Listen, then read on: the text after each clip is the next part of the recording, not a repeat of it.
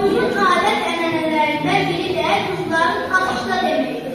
Biz onların çıxışına baxırıq. Əzizinem yaz gəlsin, alışla. Yaz gəlsin, bahar gəlsin, alışla. Bu Novruz bayramında, alışla. Gəm gəlsin, sevinç gəlsin, alışla. Oradan axan aşkını, alışla.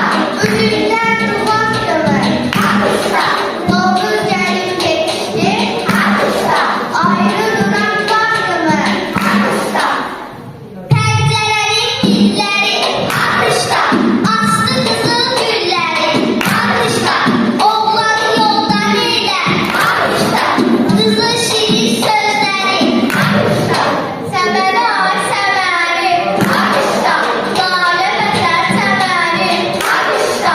Küsərlər tez barışsın, alışla. Novruz sevməz küsəri, alışla. Füzulim ay füzulim, alışla.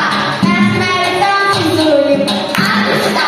Bakırdan iş boş getir, alışla. Səndə də yaz füzulim, alışla. Ulduz dönüb ay oldu, alışla. Yaz getməsən ay oldu, alışla. Könül sevən gözəli, alışla. Gözəllikdən pay oldu, alışla. Mən aşiqəm deyərlər, alışla. Madam üstə yeyərlər, alışla. Novruz günü adamlar, alışla. Təzə paltar geyərlər, alışla.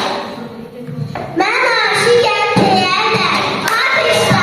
Madam üstə yeyərlər, alışla. Novruz günü adamlar, alışla. Təzə paltar geyərlər, alışla. Qızıl gül oyun oyun, alışla. Gəlin qoynuna qoyun, alışla. Yağış yağar yığırlar, alışla. Mən səndən necə doyum, alışla. Əzizim bülbül əlmə, alışla. Oyatmışsın bül əlmə, alışla. Çərşənbələr içində, alışla. Dördüncüyəm gül əlmə, alışla.